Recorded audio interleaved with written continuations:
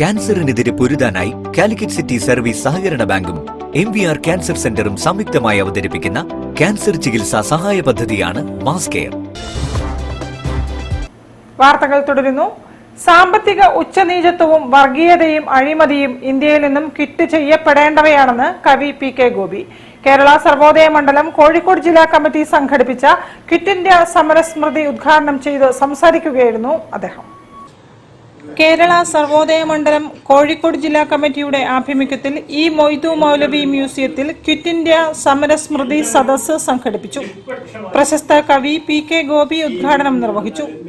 Quit India സമരത്തിന്റെ ഭാഗമായി India സ്വാതന്ത്ര്യത്തിലേക്ക് അടുത്തുവെന്നും എന്നാൽ ഇന്ന് ക്വിറ്റ് ചെയ്യപ്പെടേണ്ട പലതും ഇന്ത്യയിൽ ഉണ്ടെന്നും അദ്ദേഹം പറഞ്ഞു.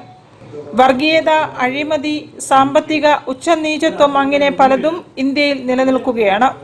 എന്നാൽ ഇവിടെ ജീവിക്കാൻ ഇഷ്ടപ്പെടാതെ യുവാക്കളും വിദ്യാർത്ഥികളുമാണ് ഇന്ന് നാട് വിടുന്നതെന്നും PK ഗോപി പറഞ്ഞു. ചടങ്ങിൽ ജില്ലാ കമ്മിറ്റി പ്രസിഡന്റ് PI അജയൻ അധ്യക്ഷനായിരുന്നു. ക്വിറ്റ് ഇന്ത്യ സമരത്തിന്റെ കാലിക പ്രസക്തി എന്ന വിഷയത്തിൽ ചർച്ച നടന്നു. സർവോദയ മണ്ഡലം സംസ്ഥാന ആക്ടിംഗ് പ്രസിഡന്റ് TKA അസീസ് ആമുഖ പ്രഭാഷണം നടത്തി. കൗൺസിലർ NC മോയിൻകുട്ടി, KPCC അംഗം ഡോക്ടർ M ഹരിപ്രിയ, NCP സംസ്ഥാന സെക്രട്ടറി അഡ്വക്കേറ്റ് MP സൂര്യനാരായണൻ, മദ്യനിരോധന സമിതി സംസ്ഥാന പ്രസിഡന്റ് പ്രൊഫസർ TM രവീന്ദ്രൻ, ജില്ലാ general secretary MK Rajeev Kumar, treasurer VP Abdul Gafoor എന്നിവരും സംസാരിച്ചു. News bureau, Kozhikode.